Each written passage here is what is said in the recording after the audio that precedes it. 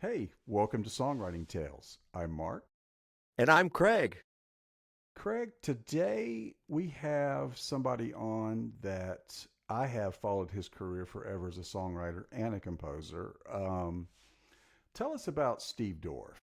Steve Dorff. I'm going to just read my list because my memory can't contain all of that is on this list. I bet his memory can't Oh contain my everything on gosh. that list. So, Steve Dorff has written songs. This is just a small fraction out of thousands. Written songs for Barbra Streisand, George Strait, Whitney Houston, Smokey Robinson, Willie Nelson, Merle Haggard, Aaron Neville, Alison Krauss, Celine Dion, Kenny Loggins, on and on and on. Not only that, Mark, but he has written scores for movies such as Rocky IV. He's done 5 Clint Eastwood movies. He's written a score for Maverick, The Last Boy Scout, and then for TV, he's written the theme songs for Through the Years, Growing Pains, Murder, She Wrote, Columbo, on and on and on. This is going to be an amazing podcast today, my man. I cannot wait. Let's do it.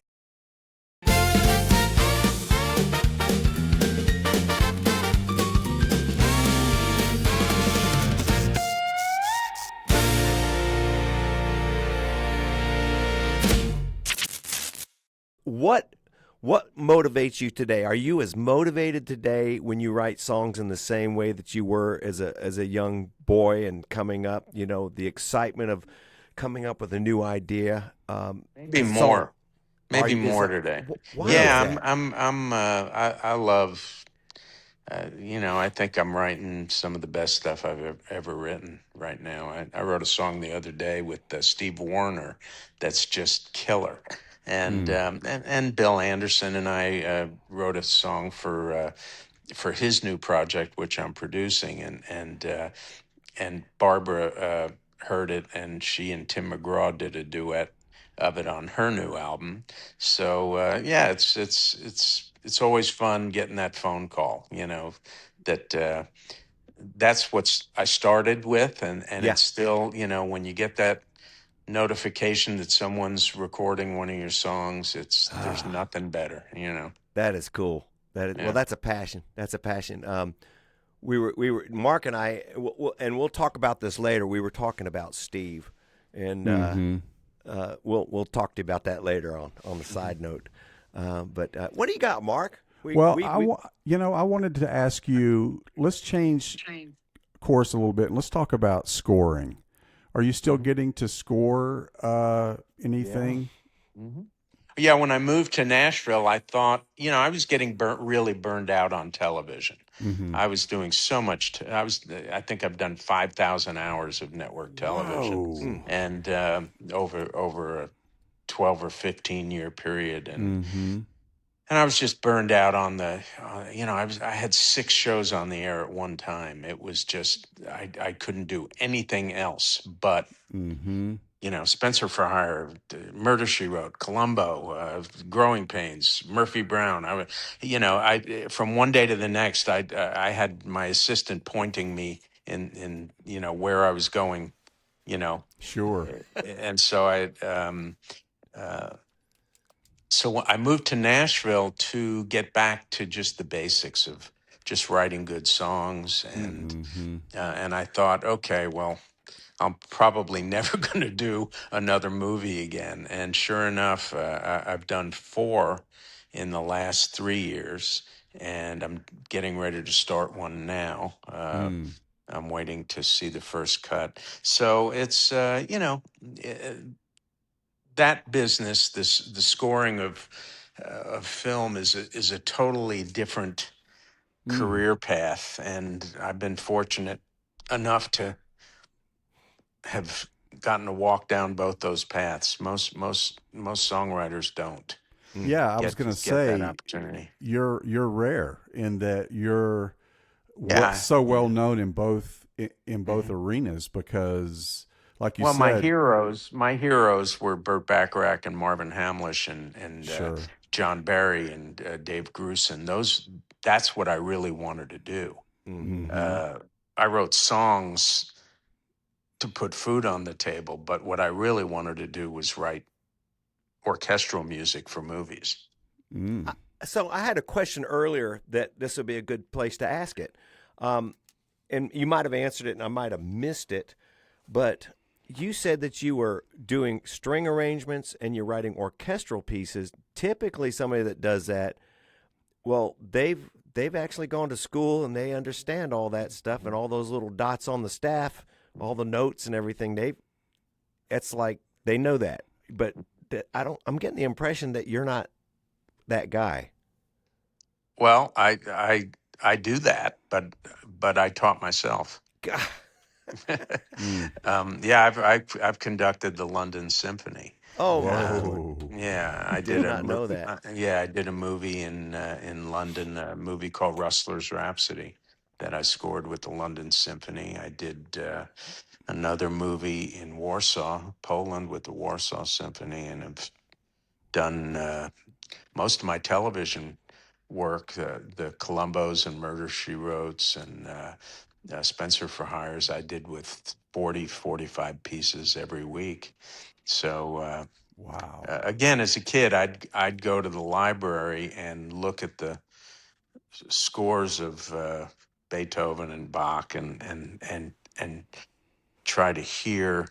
I knew what I was hearing, but I'd see what the intervals were, and then of course I read a lot about the ranges of the instruments of the orchestra, Mm-hmm. and really having the opportunity, people throwing opportunities at me to see, if what I was hearing, if I knew how to do it.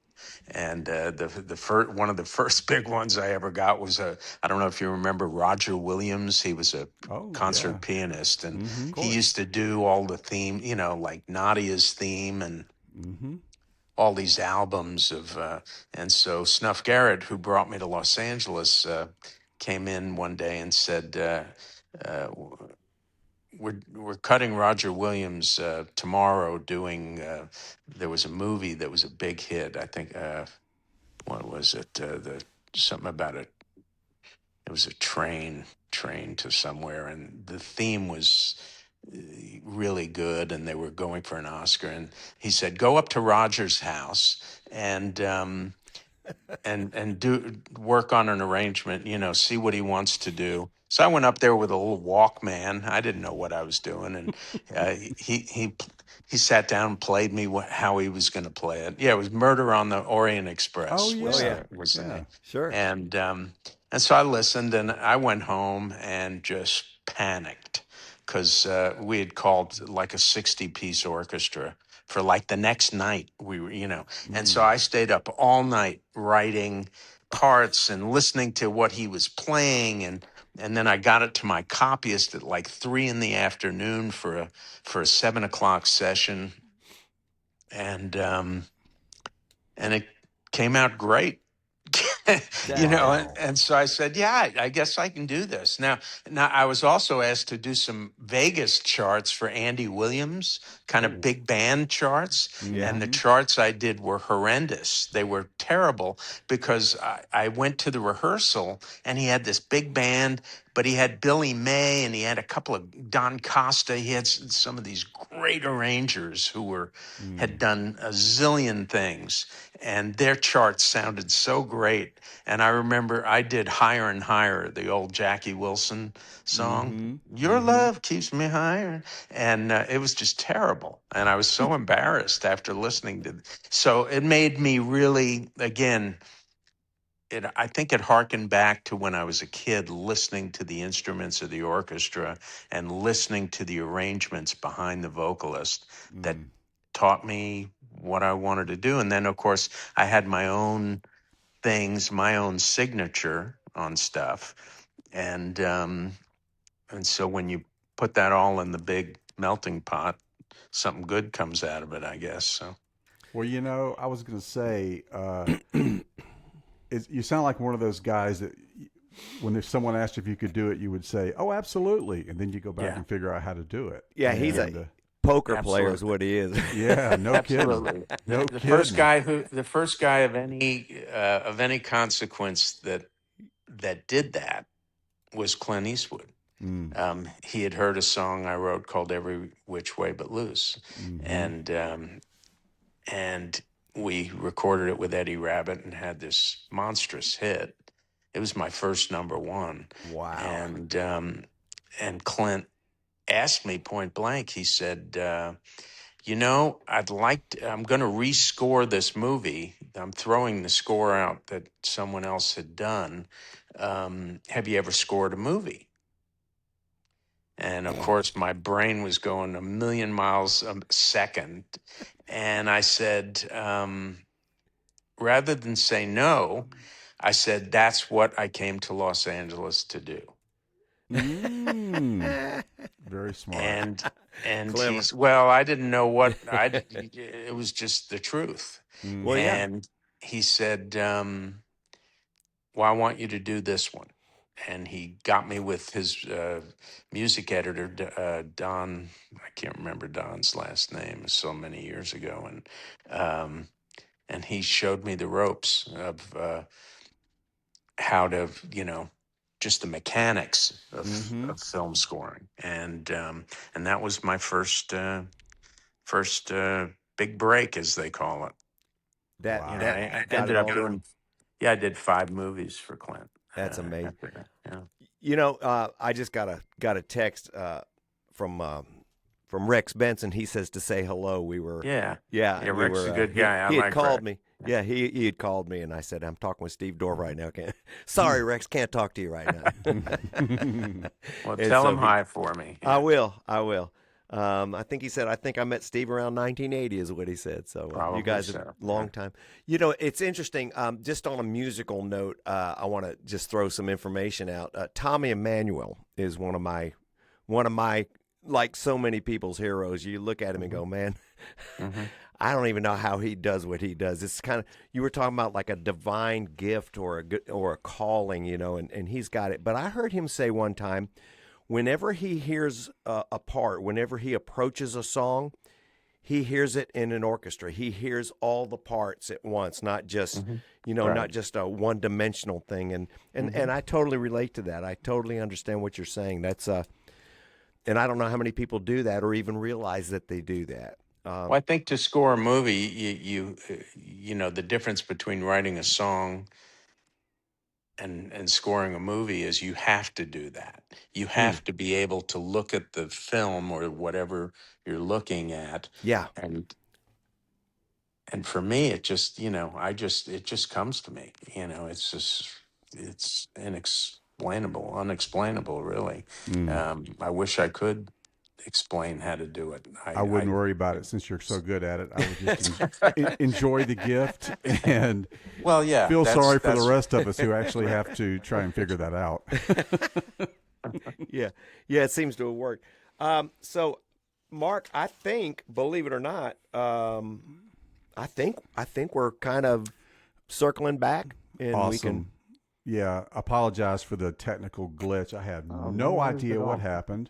I'm No, it was glad it fun. I'm glad it kept recording, and sir, it is an absolute pleasure to talk to you. I have followed your work for years. Oh, thanks, man. I want to be you one day. I want to be but no, You're gonna have to learn how to fake it, Mark.